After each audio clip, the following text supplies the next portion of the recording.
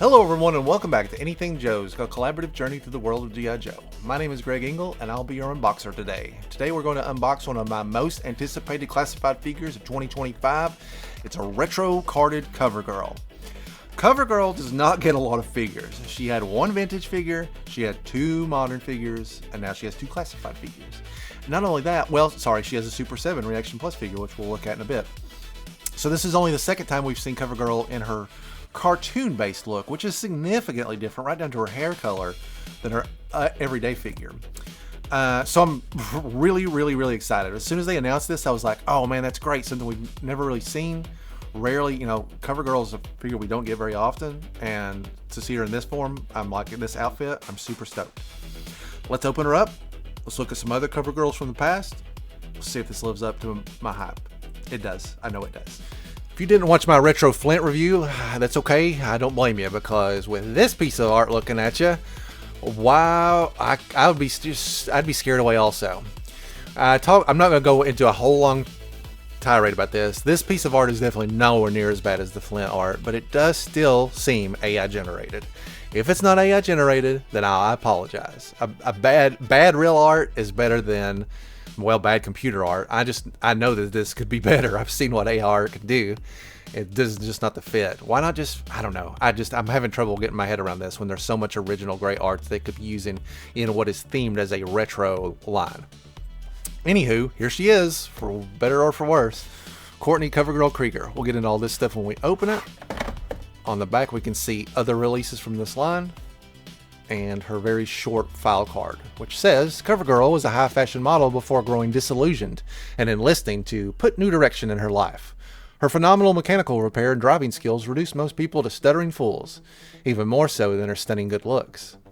Okay, well, that's a better file card than Flint. At least you kind of get a vibe for her. Flint's just like, he did a lot of stuff and it's top secret. Let's open CoverGirl up and see how this figure looks.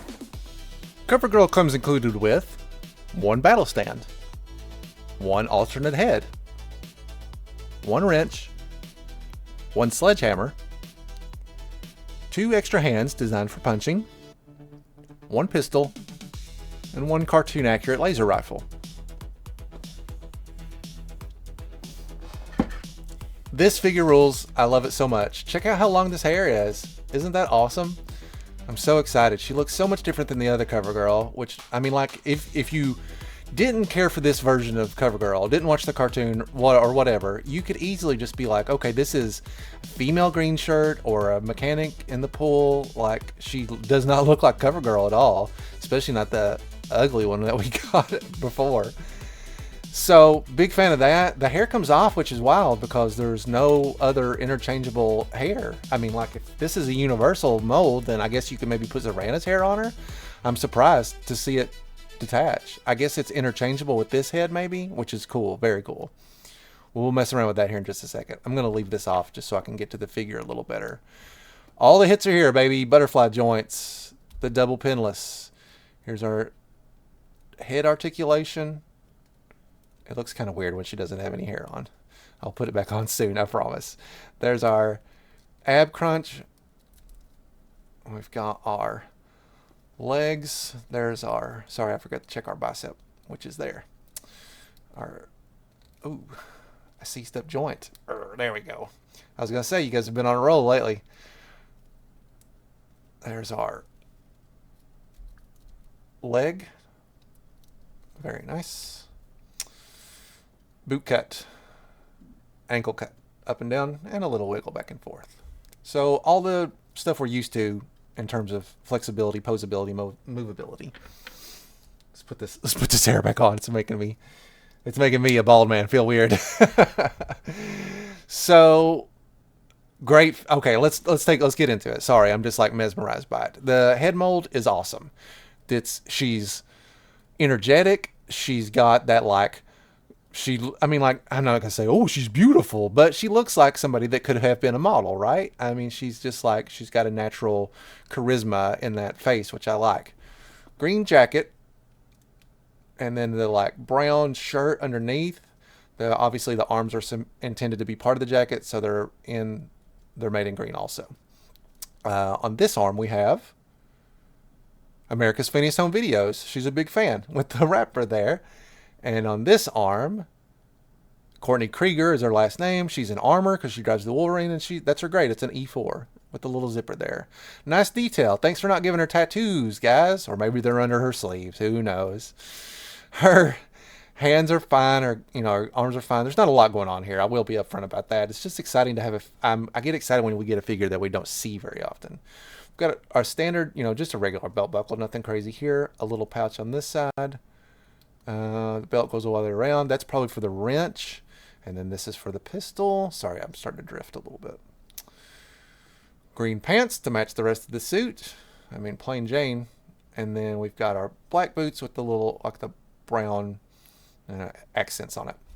And that's it. She's pretty straightforward. I'm not going to lie. But still, I'm going to say it again. It's exciting to have a version of a figure that we don't see very often. Let's gear CoverGirl up and see how she looks. The head and the hair are interchangeable, so I wanted you to get an idea of what your possibilities are here.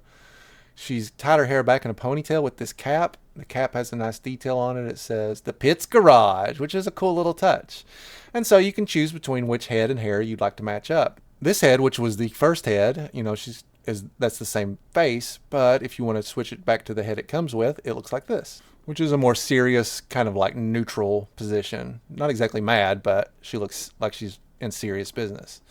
And if you want to flip it around and look at the other option, it looks like this, which I think is actually a pretty strong option for best ones. I got to think about it. Now let's get her the rest of the way up. All right, so this is the look I went with. I did decide to go with the hat because I really like the little detail to the pit on it. And I went with the serious face because it just makes her look like more menacing, like, I don't know, just more ready for business. I left the sledgehammer behind because I don't want to step on Tollbooth's feet when he comes out, his one accessory. I went with the laser gun. You can see that the pistol fits well and looks cool. And the wrench also slots in really easily and looks as a nice little add-on. So yeah, this is what she looks like. This is how I'm going to display her. And I'm extremely happy with it. I think it's super cool. Again, I know there's not a lot going on with it, but I'm just really happy to have this version of CoverGirl. Let's look at other CoverGirls of the past and see how this compares. Before we compare CoverGirl to other CoverGirls, I thought it was important to take a look at the Super 7 version because it's likely that this was based off the same concept art. And this is meant to be an original, vintage O-ring figure. So obviously we've got some loss of detail here when that's to be expected because we want it to be in line. But I mean, pretty much it's the same vibe, right? The all green. The shirt color is different on this one. And obviously the hair is not exactly the same because of the style. And the boots are green. I'm not sure. I'd have to look at a cartoon episode to see which one is more accurate. But I'm a big fan of this figure as well, for the same reasons that I'm a big fan of this figure, because we've never seen a CoverGirl like this before. I'll leave her out so she doesn't feel left out. Now, an interesting thing about the original classified CoverGirl, other than the fact that is the fact that she had a horrible head mold. So my CoverGirl does not have that head. I had customized my CoverGirl. I believe that's a Black Widow head that I use. It's not even fully fastened on, but it looks great. It's a very good, comic accurate CoverGirl. And if you're looking to salvage this figure and haven't yet, I highly encourage seeking out this Marvel Legends Black Widow. I had before that was using I think this is I can't remember. This was another one that I had seen online. It was like Moonstar or somebody. It's a Marvel Legends figure. She was a Walgreens exclusive. I had to buy her online. I bought it just for this head. And this is also a great head mold if you wanted the blonde version. I kept both of these so I could kind of choose which between. I do not have the original CoverGirl head here, but I don't think you need to see it to remember how horrible it is. Both of these are so different looking now that you see them. But wait, there's more. In a true recurring theme, even my vintage CoverGirl doesn't have her original head. This is a custom head that I had gotten off somebody online that makes slightly more accurate looking heads that still fit in with the vintage style. So it's a bit of an anomaly, but that's okay. We're primarily looking at the outfit, so hopefully you guys will give me a pass. The final two CoverGirls from the modern line are this CoverGirl, which came with a 2-pack with Spirit. This is around the time that Image Devils Do is publishing. They specifically included it with a comic from the Hannibal Reborn timelines, which puts it probably in the early to mid 20s in the comic book run. And then this extremely valuable FSS figure. This was one of the first figure subscription services figures that came out in the very first wave. She's a very expensive figure. It's probably like $100 figure, and not really worth it when you look at it by today's standards. But now this is maybe, I think, every CoverGirl figure that's ever been released here on display. So from earliest to latest, because there's not a lot of, this is the only two things we have to gauge about CoverGirl in the cartoon. But looking at CoverGirl in the comic, we see that the design is pretty much held the same. None of these designs have really carried over. She's always been a redhead in these versions, and she's got the same design, right? She's wearing a jacket. She's got just plain clothes. All right, so let's get rid of all these guys so we can really do the nitty gritty here. Which one of these CoverGirl figures is better? I guess it comes down to personal taste, right? With this new head, I'm actually really happy with this CoverGirl. And admittedly, this CoverGirl is the CoverGirl that I grew up with. The CoverGirl that I played with looked like this. But there's no denying that there's a very strong appeal. If you are not a comic book fan and you are a big cartoon person, I can imagine that this is a great win for you guys. And so I'm happy that this exists, and I hope that we see more stuff like this down the line. This is the kind of retro figure that I can get behind.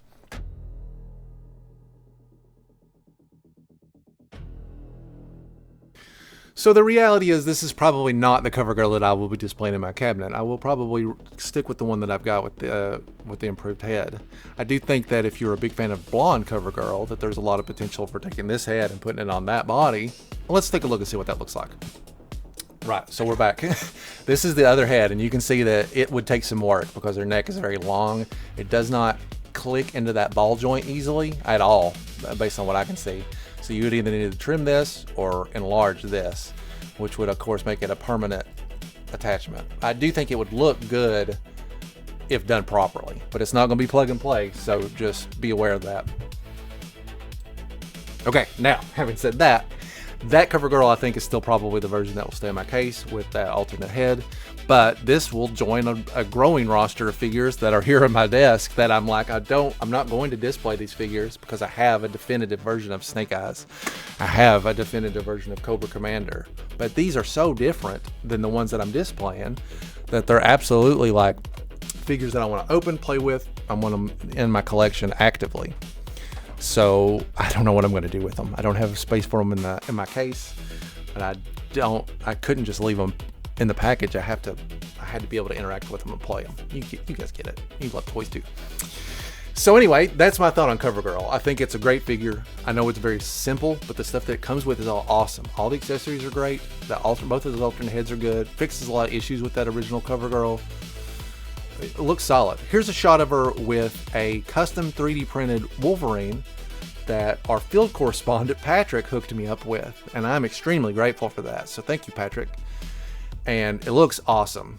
And yeah, I mean, that's pretty much all I've got, guys. If you have any thoughts on this CoverGirl, I'd love to hear it in the comments.